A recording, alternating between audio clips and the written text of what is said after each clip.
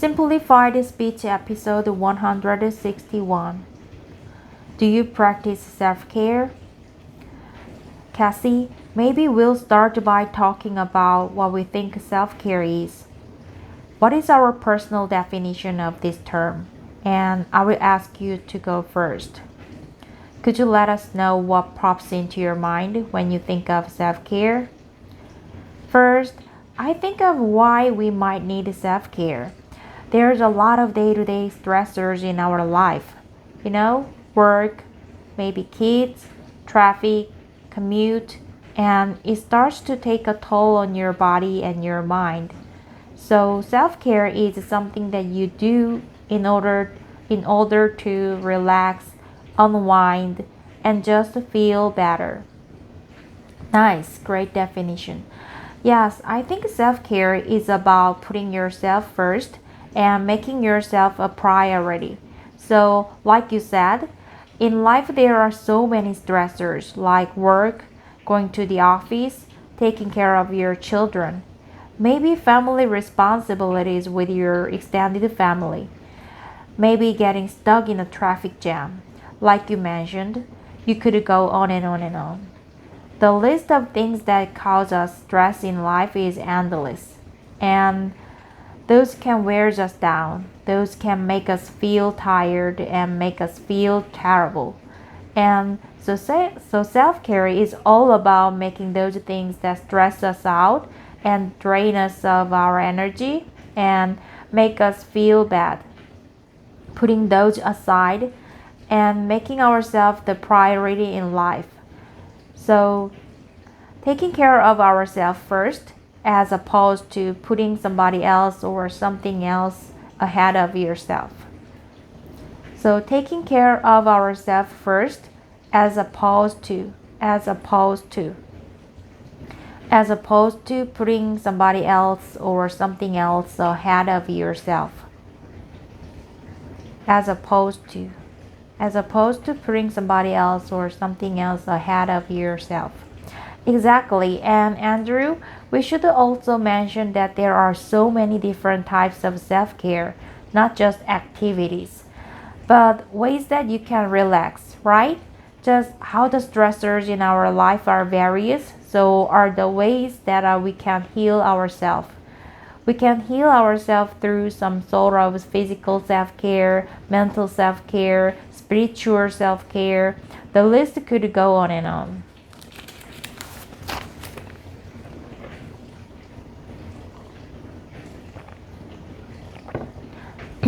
Yeah, so why don't we get into some of the different things that you could actually do?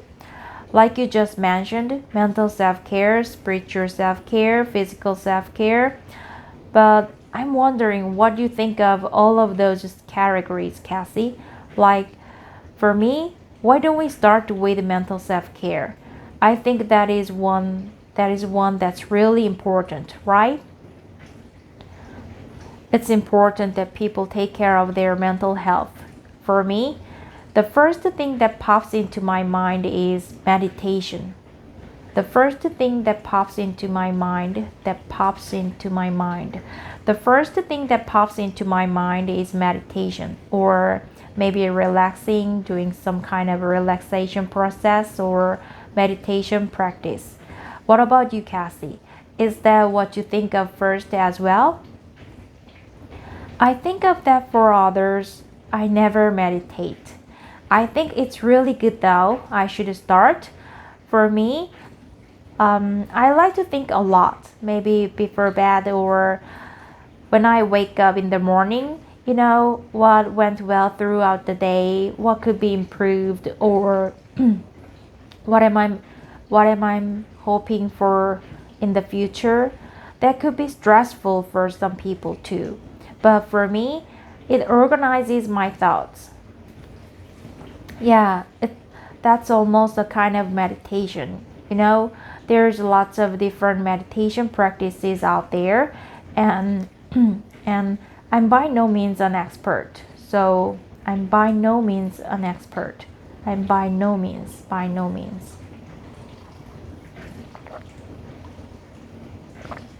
I'm by no means. I'm by no means an expert. I'm by no means an expert, so I don't want to share too much wrong information accidentally. But there is one kind of meditative practice called mindfulness. And mindfulness is all about being aware of the thoughts that you're thinking. So instead of just running on automatic mode, it's about taking a moment and thinking about your thoughts and thinking about your feelings. And why do you think this way? Why about why do you think this way? Why do you feel this way? And being aware of your thoughts, which is something that oddly enough we don't do naturally, right? We have to actually put some effort into examining our thoughts, examining our feelings, and being aware and noticing how we feel and think.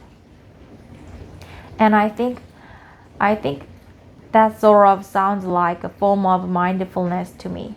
Like you're examining your day, examining what you want to do in the future. So yeah, definitely I would say this is self-care.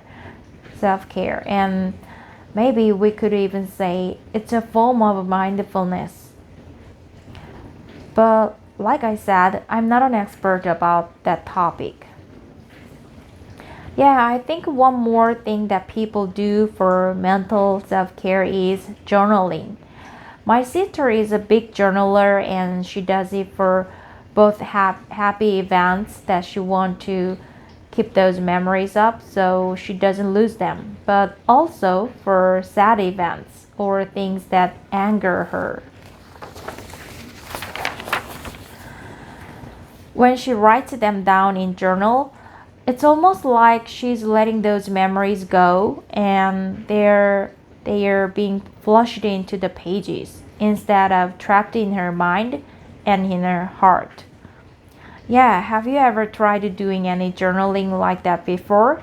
I recently tried myself and I heard that writing a journal before you go to bed at the end of the day is a really great practice that can help you get a more relaxed sleep, especially if you tend to get stressed out about the future and what you have to do in the future. So if you have many things to do the next day, or if you have a busy week coming up next week, then before you go to bed, you can write out about all of the things that you have to do and maybe talk about how you want to solve those problems or how you're going to handle them, something like that. And it doesn't have to be a long journal entry. It can just be a few sentences.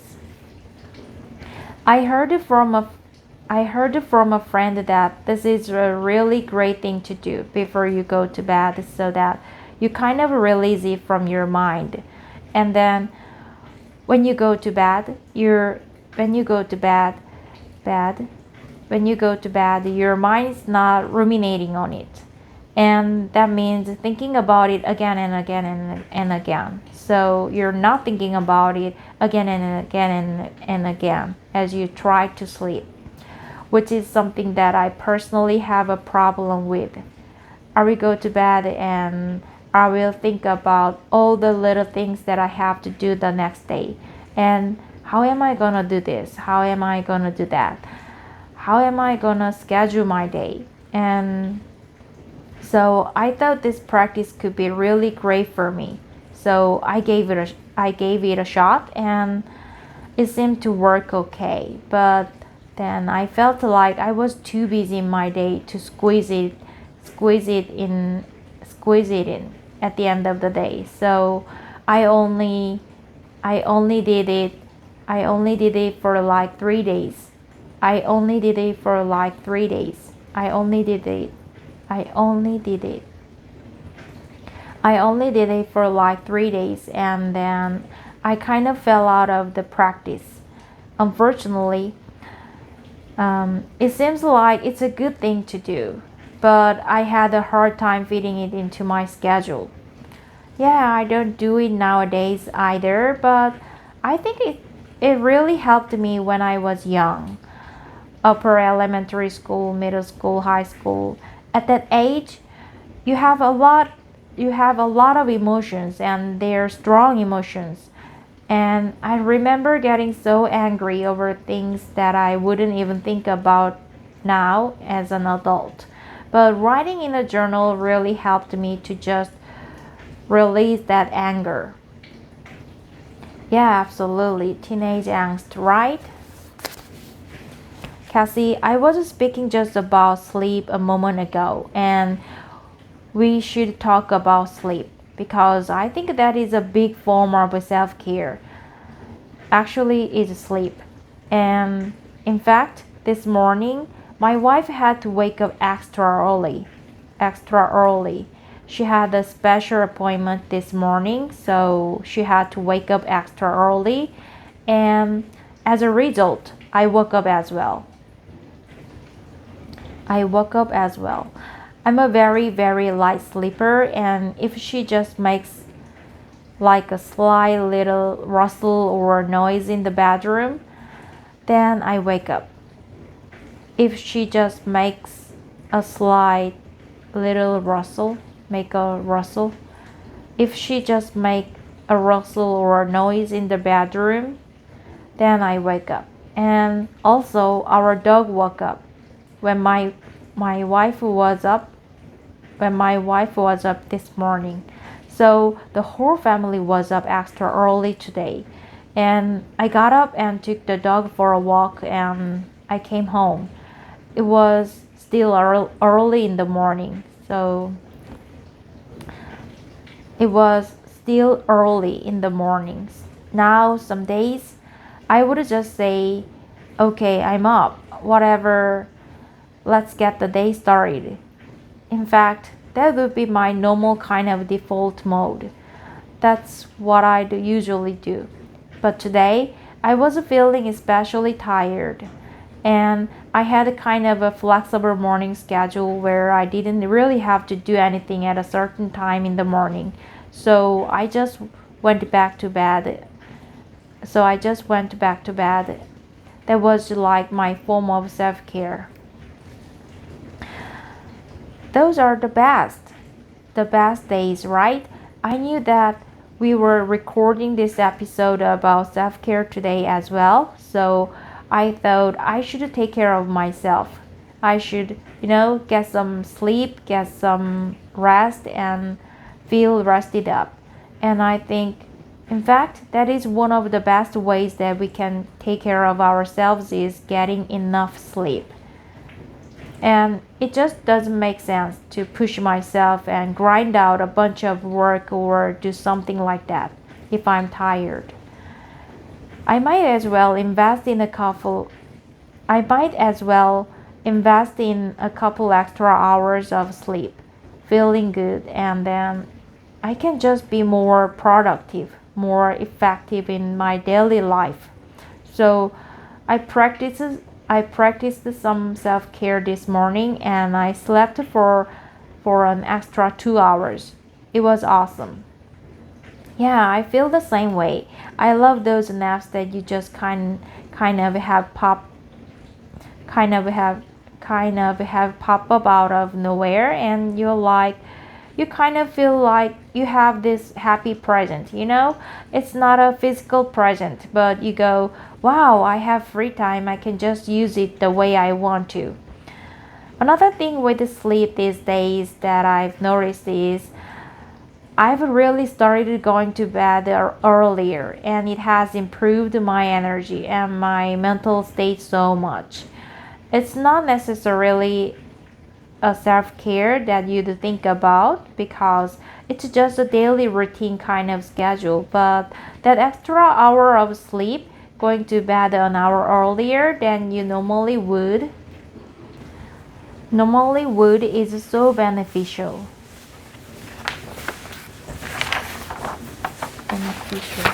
Normally wood is so beneficial.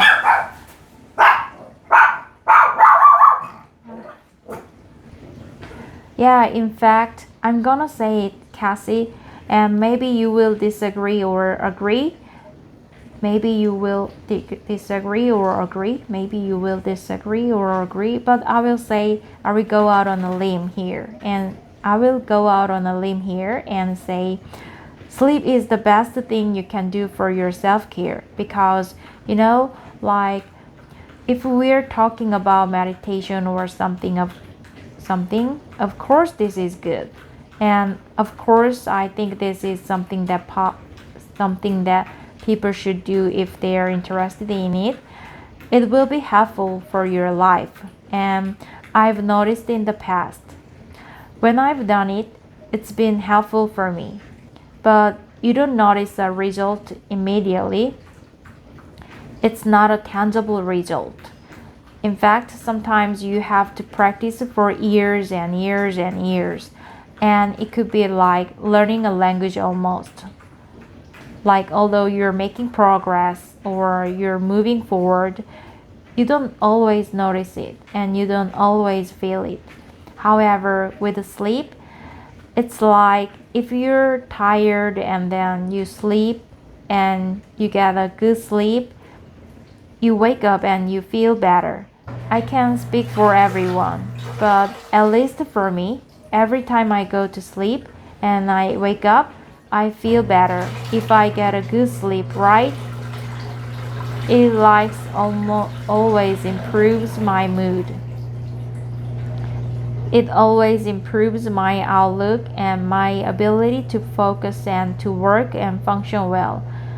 All of these things get improved immediately, like after only 8 hours. It's amazing. So, yeah, I'm sure listeners who don't get enough sleep, they probably hear this all the time and they go, yeah, I know. But we're just gonna say here, it's true, guys. I know you hear it a million times, but believe it. So we talked a lot about mental self-care. We also kind of mentioned the spiritual self-care, because I think meditation and mindfulness kind of get into that spiritual territory. And there's other different things that people can do to take care of their spiritual well-being. Maybe depending on their religion or their personal beliefs. So maybe we won't get into that too much. But what about physical self-care, Cassie? We could say that sleep is a physical self-care. Sleep is like the ultimate self-care for everything. But what are some other self-care practices to help us improve our physical health? And what do you do physically to take care of your self-care? I have two. One of them is kind of a love-hate relationship, and that is exercise. I know every time before exercise, it's kind of a stressor because I don't really want to go and I'm lazy. But when I'm actually doing the activity, it is a big stress relief, and I get the blood flowing, the endorphin running through my body. So yeah, love-hate relationship. But another physical stress reliever self-care opportunity is getting some sort of a massage or nail care or shampoo or something like that.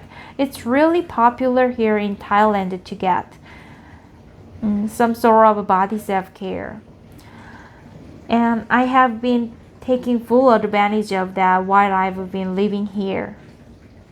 I've been taking full advantage of that. I have been taking full advantage of that while I've been living here. Yeah, that's awesome, Cassie. That's great. And I agree that exercise, although it can be kind of a two-sided coin, right? There's the good part of exercise, like feeling good and having the endorphins surge through our body and having our mood elevated. All of these things are great, but at the same time, sometimes it can be bothersome. and we can feel tired or have sore muscles after exercising. So yeah, there's advantages and disadvantages to that. Cassie, before we wrap it up, I want to ask you one other thing, and that is about treating yourself. Do you think treating yourself is a form of self care? Like if you've had a really stressful week, and then at the end of the week, you treat yourself to a big piece of chocolate cake, or maybe you go to a hotel and you spend the night in a hotel in your city, and you enjoy the big king size floppy bed and just relax or something like that. Like treating yourself, buying a present for yourself, is this a form of self-care? I do think it is a form of self-care, but I think it is a little bit like putting a band-aid on a giant cut. It soothes the wound for a little bit. It soothes it soothes it soothes it soothes soothes soothes it soothes the wound for a little bit, but it doesn't really solve the issues lying underneath that cause that big amount of stress. Well said, Cassie. That brings us to the end of this lesson. Talk to you next time. Bye.